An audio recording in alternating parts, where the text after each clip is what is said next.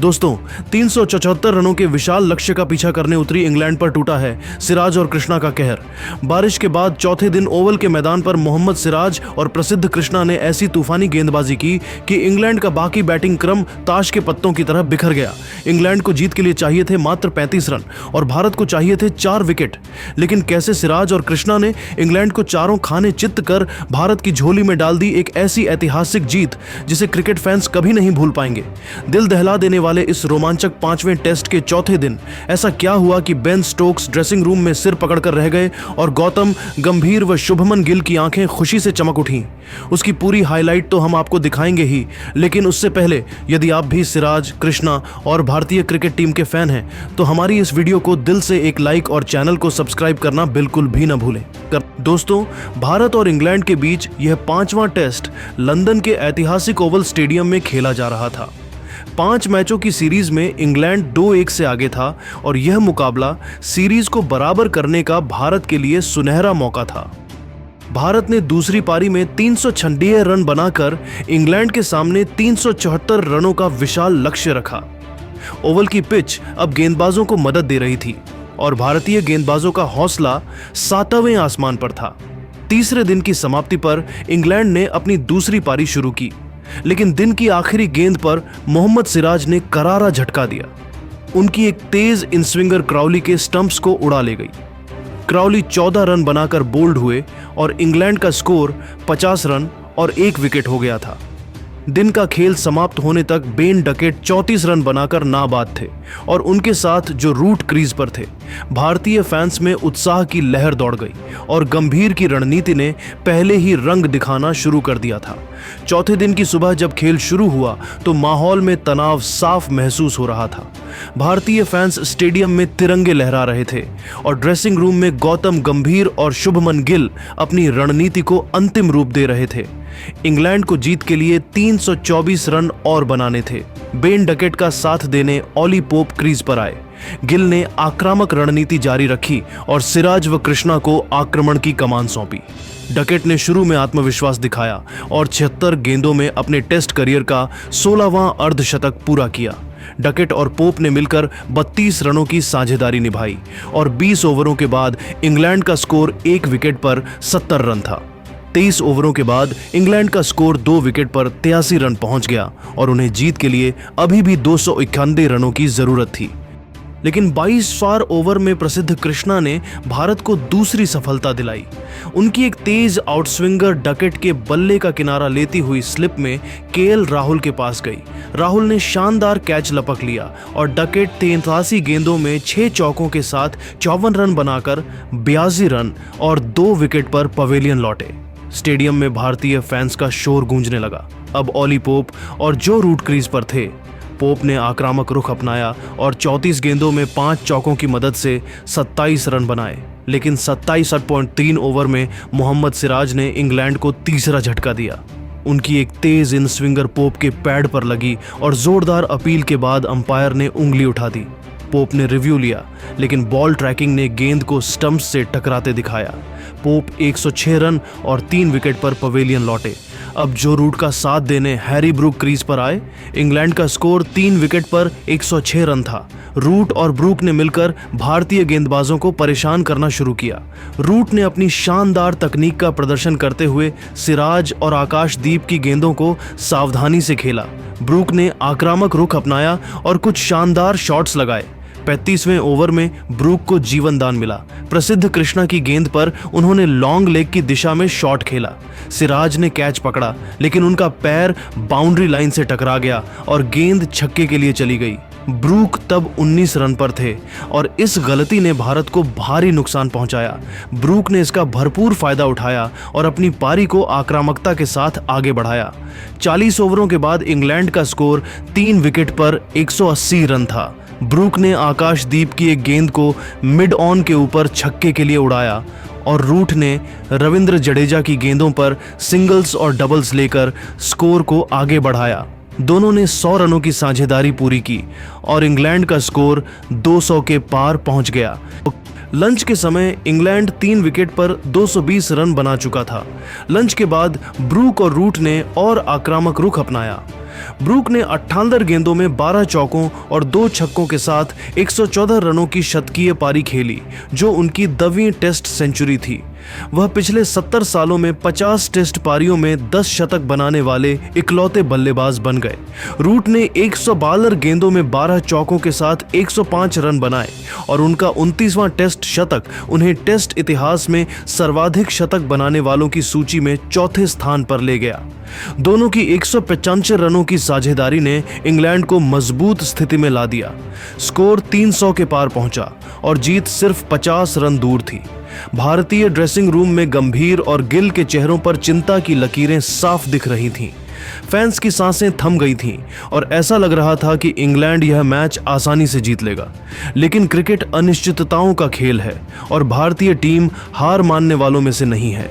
शुभमन गिल ने अपनी रणनीति बदली और 22.4 ओवर में आकाशदीप को आक्रमण में लाया।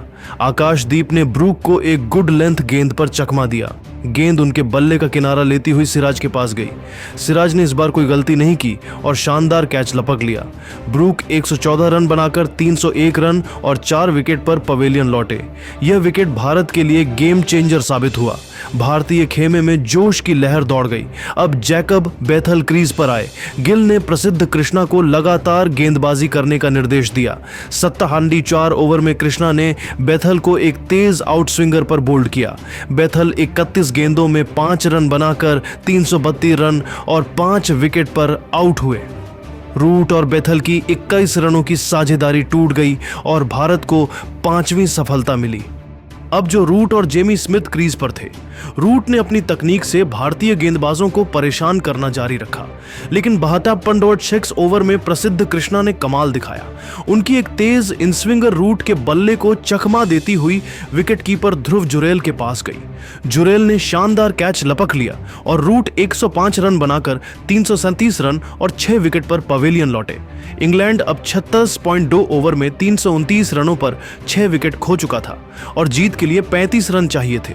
जेमी स्मिथ 2 रन और जेमी ओवरटन 0 रन पर नाबाद थे, लेकिन तभी प्राकृतिक रोशनी कम होने के कारण अंपायरों ने लाइट मीटर से जांच की और खेल रोक दिया। कुछ ही देर बाद तेज बारिश शुरू हो गई और मैदान कर्मियों ने पिच को कवर से ढक दिया। स्टेडियम में सन्नाटा छा गया। भारतीय फैंस निराश थे क्योंकि ऐसा लग रहा था कि यह रोमांचक मुकाबला ड्रॉ की ओर बढ़ रहा है। ड्रेसिंग रूम में गंभीर और गिल की नजरें आसमान पर थीं और बेन स्टोक्स, जो चोट के कारण बल्लेबाजी के लिए नहीं उतरे, अपनी टीम की हालत देख रहे थे। लेकिन क्रिकेट के भगवान ने भारतीय फैंस की दुआएं सुन ली। बारिश रुकी और चौथा दिन दोबारा शुरू हुआ। बारिश रुकने के बाद जब खेल दोबारा शुरू हुआ तो ओवल का मैदान एक बार फिर रोमांच से भर गया। इंग्लैंड 76.2 ओवर में 329 रनों पर 6 विकेट खो चुका था। जेमी स्मिथ और जेमी ओवरटन क्रीज पर थे और बेन स्टोक्स की चोट ने इंग्लैंड की उम्मीदों को पहले ही कमजोर कर दिया था। गौतम गंभीर ने अपनी रणनीति को और आक्रामक बनाया। उन्होंने शुभमन गिल को सलाह दी कि सिराज और कृष्णा को लगातार आक्रमण पर रखा जाए ताकि इंग्लैंड को रन बनाने का कोई मौका न मिले। गिल ने इस रणनीति को तुरंत लागू किया और सिराज को पहला ओवर सौंपा। सिराज ने आते ही अपनी गति और सटीकता से इंग्लैंड के बल्लेबाजों को हक्का बक्का कर दिया। उनकी पहली गेंद एक तेज इनस्विंगर थी जो जेमी स्मिथ के बल्ले को चकमा देती हुई उनके पैड पर लगी। भारतीय खेमे ने जोरदार अपील की, लेकिन अंपायर ने इसे नकार दिया। सिराज का जोश कम नहीं हुआ। उनकी अगली गेंद एक शॉर्ट पिच थी जिसे स्मिथ ने हवा में खेला। गेंद मिड विकेट पर रविंद्र जडेजा के पास गई, लेकिन जडेजा कैच लेने से चूक गए। सिराज ने अपने ओवर की तीसरी गेंद एक तेज यॉर्कर फेंकी जो 145 किलोमीटर प्रति घंटे की रफ्तार से आई। स्मिथ ने इसे किसी तरह रोका, लेकिन उनकी हालत खराब थी। सिराज ने ओवर की आखिरी गेंद पर ओवरटन को निशाना बनाया। यह एक तेज आउट स्विंगर थी जो ओवरटन के बल्ले का किनारा लेती हुई स्लिप में यशस्वी जायसवाल के पास गई। जायसवाल ने शानदार कैच लपक लिया और ओवरटन 0 रन बनाकर पवेलियन लौटे। इंग्लैंड का स्कोर 340 रन और 7 विकेट हो गया था। स्टेडियम में तालियां गूंज उठीं और भारतीय खेमे में जश्न शुरू हो गया। अब क्रिस वॉक्स क्रीज पर आए। सिराज ने अपने अगले ओवर में वॉक्स को निशाना बनाया। उनकी पहली गेंद एक तेज इन स्विंगर थी जो वॉक्स के स्टंप्स को उड़ा ले गई। स्टंप्स हवा में उड़ गए और इंग्लैंड का स्कोर 341 रन और 8 विकेट हो गया था। ड्रेसिंग रूम में बेन स्टोक्स ने हैरानी से सिर पकड़ लिया। उनकी टीम अब पूरी तरह ढह रही थी। सिराज का जोश देखने लायक था। उनकी अगली गेंद पर स्मिथ ने सावधानी बरती और एक सिंगल लेकर दबाव कम करने की कोशिश की, लेकिन सिराज ने अपने ओवर की आखिरी गेंद पर स्मिथ को एक तेज यॉर्कर फेंकी जिसे स्मिथ ने किसी तरह रोका। स्टेडियम में भारतीय फैंस का शोर आसमान छू रहा था। अब गस एटकिंसन क्रीज पर आए। गिल ने प्रसिद्ध कृष्णा को गेंद सौंपी। कृष्णा ने अपनी स्विंग गेंदबाजी का जादू दिखाया। उनकी पहली गेंद एक शानदार आउटस्विंगर थी जिसे एटकिंसन ने खेलने की कोशिश की। गेंद उनके बल्ले का बाहरी किनारा लेती हुई स्लिप में यशस्वी जायसवाल के पास गई। जायसवाल ने शानदार कैच लपक लिया और एटकिंसन 0 रन बनाकर पवेलियन लौटे। इंग्लैंड का स्कोर 342 रन और 9 विकेट हो गए थे। स्टेडियम में भारतीय फैंस का जश्न चरम पर था। गंभीर की मुस्कान उनकी रणनीति की सफलता बयां कर रही थी। अब जोश टंग क्रीज पर आए और जेमी स्मिथ उनके साथ थे। सिराज ने फिर गेंद संभाली। उनकी पहली गेंद एक तेज यॉर्कर थी जो टंग के पैरों को चकमा दे गई। टंग ने इसे किसी तरह रोका, लेकिन उनकी हालत खराब थी। सिराज की अगली गेंद एक शॉर्ट पिच थी जिसे टंग ने हवा में खेला। गेंद मिड ऑन पर आकाशदीप के पास गई जो इस बार कैच लेने से चूक गए, लेकिन सिराज ने हार नहीं मानी। उनके अगले ओवर की तीसरी गेंद एक लेजर गाइडेड यॉर्कर थी जो 145 किलोमीटर प्रति घंटे की रफ्तार से आई। टंग इस गेंद को समझ नहीं पाए और गेंद ने उनके स्टंप्स को उड़ा दिया। टंग 0 रन बनाकर पवेलियन लौटे और इंग्लैंड 345 रनों पर ऑल आउट हो गया। इंग्लैंड का स्कोर 345 रन और 10 विकेट हो गया था। भारत ने 28 रनों से यह रोमांचक टेस्ट जीत लिया और सीरीज को 2-2 से बराबर कर दिया। सिराज ने 4 विकेट, क्राउली, पोप, ओवरटन, टंग और कृष्णा ने 3 विकेट, डकेट, बेथल, रूट झटके। भारतीय फैंस स्टेडियम में तिरंगे लहरा रहे थे। गंभीर ने तालियां बजाकर सिराज और कृष्णा को सलाम किया। गंभीर की मुस्कान और गिल का जोश देखने लायक था। बेन स्टोक्स ड्रेसिंग रूम में सिर पकड़कर बैठे थे। उनकी हैरानी और निराशा साफ थी क्योंकि उनकी टीम इस रोमांचक मुकाबले में भारत के सामने पूरी तरह बेबस हो गई थी। यह जीत सिर्फ एक टेस्ट मैच की जीत नहीं थी, बल्कि भारत की इच्छा शक्ति, जुनून और रणनीति का प्रतीक थी। सिराज और कृष्णा ने दिखा दिया कि बुमराह की गैर मौजूदगी में भी भारत की गेंदबाजी विश्व स्तरीय है। गिल की कप्तानी और गंभीर की कोचिंग ने इंग्लैंड को हर मोर्चे पर मात दी। 140 करोड़ भारतीयों का सीना इस जीत से गर्व से चौड़ा हो गया।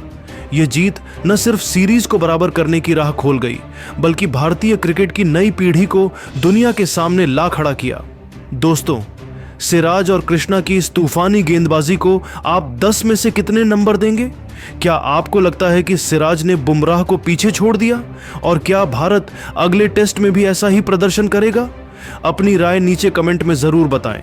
और हाँ, इस शानदार हाईलाइट को लाइक करना न भूलें। हमारा टारगेट है 4000 लाइक्स। ऐसी ही रोमांचक क्रिकेट अपडेट्स के लिए हमारे चैनल को सब्सक्राइब करें। जय हिंद, जय भारत।